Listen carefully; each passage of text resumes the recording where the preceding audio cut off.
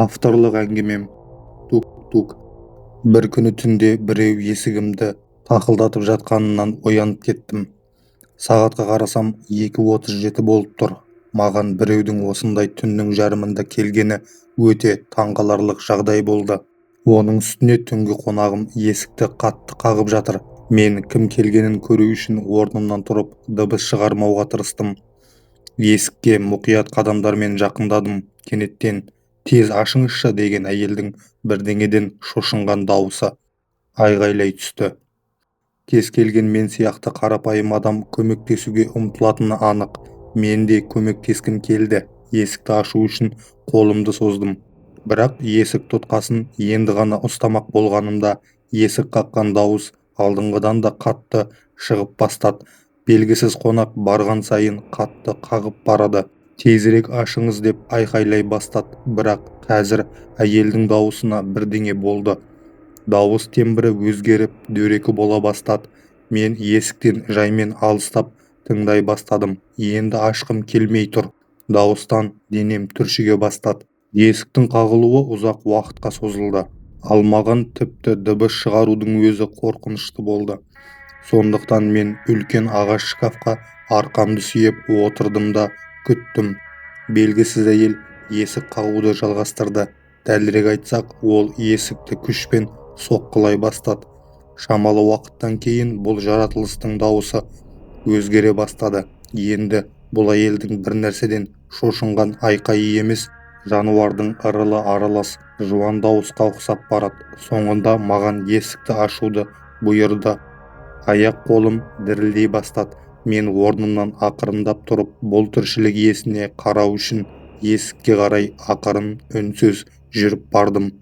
Есік кетігінен көргенім мені қатты үрейлендірді. Есік артында үстіне кішкене ғана жарық сәулесі төгілген үлкен адам тәріздес арқасы бүкір бір тіршілік иесі тұрды. Қараңғыда жарқыраған көздері есік кетігінен маған тура қарап тұрды. Ол мені анық сезіп, тіпті көріп тұрғанын байқадым. Осыдан кейін бұл мақұлық ашкөздікпен бірінші үстіңгі, сосын астыңғы ернін бір жалап жіберді де есікке тарс еткізіп ұрылды. Бұл әрекеті темір есікті қозғап жіберді. Егер мақұлық есікті бұзып кірсе, мен үшін ақыр заман болатынын түсініп тұрмын. Бірақ әп-сәтте бәрі тоқтады. Пәтер тып-тыныш болды. Үнсіздік, тіпті тым қатты үнсіздік орнады. Ал менен суық тер бұрқ етіп шығып кетті. Бірақ мен оның есік артында тұрғанын сезіп тұрмын.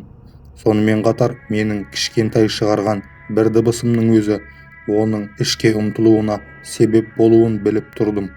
Сондықтан дыбыс шығармай демнің өзін әрең алып бастадым. Қараңғылық мені басып алды. Тіпті мына үнсіздіктен жынды болып кететіндей түйіледі. Әртүрлі ойлар санамнан жүгіріп өтіп жатқанда кенет төменгі қабаттағы пәтердің есігі ашылғанын естідім. Құбыжықтың дауысы қайтадан шыға бастады. Бірнеше секундтан кейін мен көршімнің айқайлағанын естідім. Содан кейін кенеттен бәрі қайта тынышталды. Кейін көпке дейін подъезде түрлі айғайлар естіліп, кейін тағы да тыныштық орнады. Бірақ 5 минуттай уақыттан кейін ол қайтадан менің есігімді қаға бастады. Өмірім біткенін түсініп, бұл тіршілік иесінің пәтеріме басып кіруін күте бастадым. Үмітім үзілді. Қараңғылық тереңдей түсті. Мен кішкентай баладай дірілдеп, маңдайымнан тер ағып, қорқып отырмын. Бөлмемнің бір бұрышында тығылып, үн шығармай, қозғалмай отырдым. Қанша уақыт осылай отырғаным есімде жоқ, бірақ қорқынышқа шыдай алмай есімнен танып қалыппын. Оянғаннан кейін мен бірінші болып сағатқа қарадым. Сағат 10-нан 42 минут өткен. Есіктің артынан дауыстар шығып жатыр, бірақ қарапайым адамдар дауысы. Түнде болған жағдай қорқынышты түс ме екен деп сабама түстім. Сөйтіп мен пәтерден шықтым. Сырттан көргенім түнде болған оқиғалар төс емес екенін ұқтырды. Пәтерге кіретін есігімнің сырты металл болса да жыртылып кетейін деп тұр. Терең тырнақ іздері қалған. Коридордың дерлік барлық жерінде, қабырғаларда, баспалдақтарда іздер қалған. Кейбір есіктерде қан қатып тұр.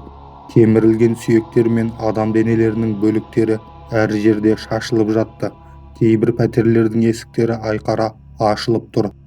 Кейін полициядан білгенім, 7 пәтерге бір мақұлық кіріп, 7-еуінде де ешкім тірі қалмаған екен. Әңгіменің соңы. Каналыма тіркеліп, лайк басып, комментарий қалдыруды ұмытпаңыздар. Бастарыңыздан өткен осындай қорқынышты оқиғалар болса, қалдырыңыздар, келесі шығарылымдарда жариялайтын боламын.